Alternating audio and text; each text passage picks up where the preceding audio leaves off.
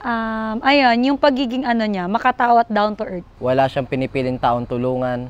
Willingness and sincereness na yung sinasabi niya na tutulungan niya lahat. Kung paano siya mag-focus din dun sa sinasabi niyang about sa kalusugan. Sobrang goods yon para sa layunin niya, lalo na ngayong tatakbo siyang bilang isang mayor.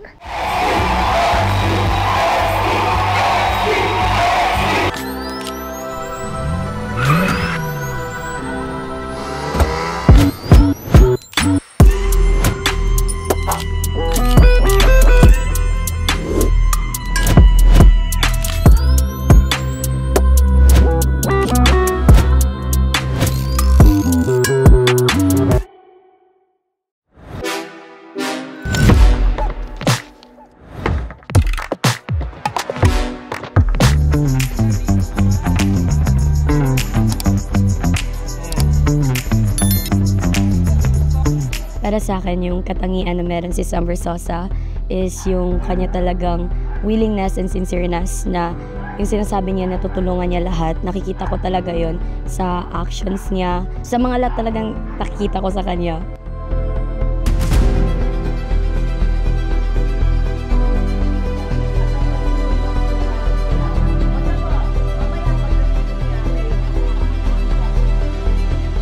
Malaki yung matutulong niya sa mga mamamayan ng Maynila dahil ang unang-unang kailangan ng mga tao is ang panggamot at also yung para sa kalusugan talaga. Kahit saang lugar, yun dapat talaga yung inuuna. Lahat ng nasa paligid niya, lahat na nasa sakupan niya, tinutulungan niya talaga. Mapabata man, matanda hanggang kahit anumang edad, tinutulungan niya.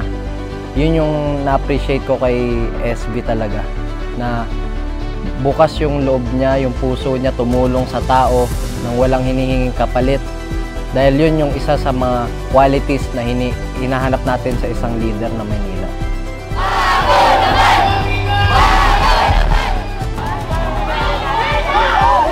Ano?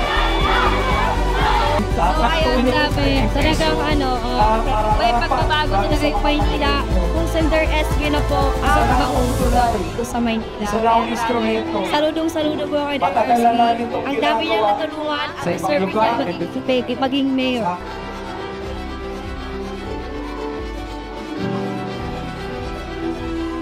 Siguro isa sa mga katangian ni Dear SB na talaga naman na matatandaan at makakapagbabago sa Maynila is hindi niya ugali na magyabang o magbrag ng mga bagay, kundi mas pinapakita niya yan sa gawa.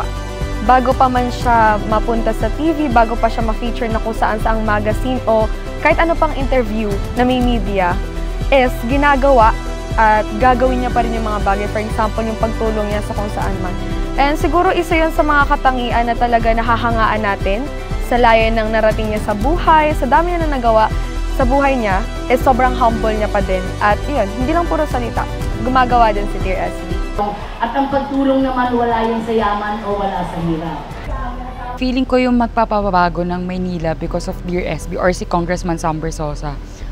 Sobrang tagal niya nang tumutulong kahit hindi pa siya nakapwesto. So for me, mas lalo siyang makakatulong sa mga taga Maynila, Malineños na pagdating dun sa mga kailangang tulong ng mga netizens, lalo na mga lola, especially nung napadaan ako kahapon kay Congressman Sam Versosa sa kanyang advance allowance para sa mga seniors nila. Ang tawag nga doon nila, hindi yun senior citizens baby senior citizens nila, kasi doon ipapakita ni Congressman Sam Versosa kung paano niya i-baby yung mga senior natin, kung dapat sila tamang itrato. Kaya for me, yung characteristic ni Congressman Sam Versosa pagdating sa pagtulong is genuinely na yun na nasa kanya.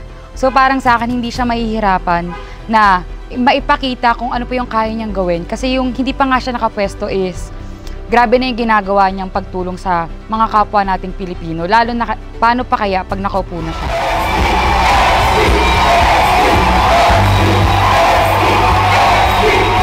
Sobrang ibang-iba siya sa mga nakilala kong nasa politics. Si Congressman Sam Versosa kasi yung taong may salita at gawa. Compare sa iba, yung iba kasi puro salita lang, wala kang makikitang resibo sa kanila.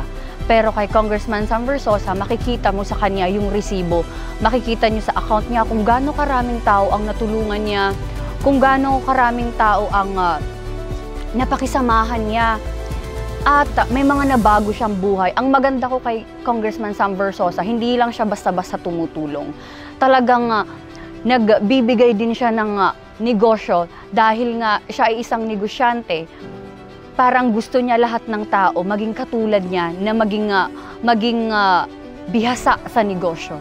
Yun ang nagustuhan ko kay Congressman Sam Versosa.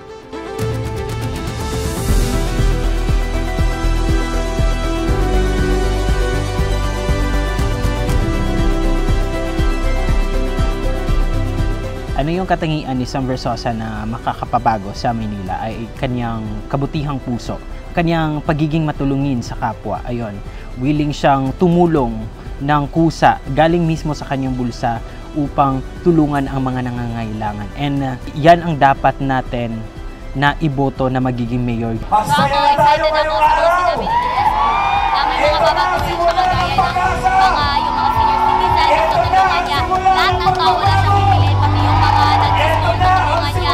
Lahat tutulungan niya. So tingnan natin.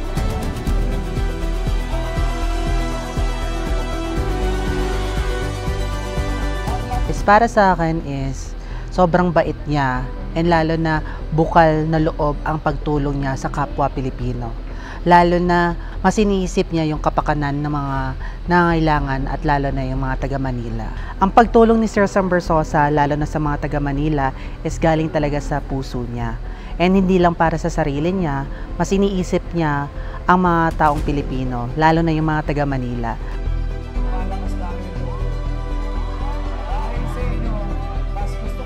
Sobrang malasakit niya sa kapwa, and kahit nandun siya sa taas, hindi niya itinataas yung sarili niya. Nile-level niya yung sarili niya sa mga taong mga nasa baba. Hindi niya minamaliit yung mga taong mahihirap.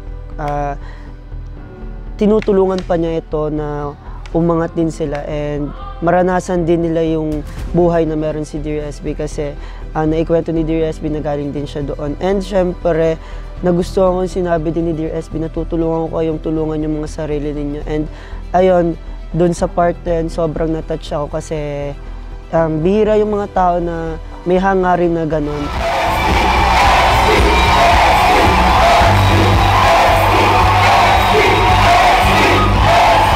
Ayun, sa lahat ng mga nanonood ngayon, iboto po natin si Sam Versosa Iboto po natin si Sam Versosa bilang bagong mayor ng Maynila dahil siya po ang pag-asa natin lahat. Ito ang inaabangan ko talaga pag siya yung maupo bilang mayor ng Maynila. Kasi sobrang dami niya nang naipamigay sa mga tao and I can't wait na ma-share niya pa yun sa mas marami pang tao.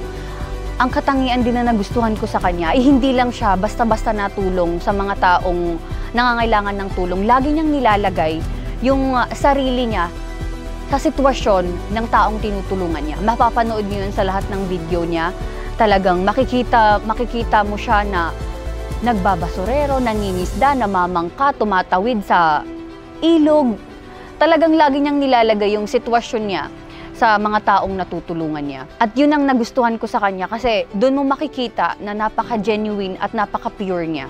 We are one with SB from the House of Collab Season 8! SB! SB! SB! SB! SB! SB!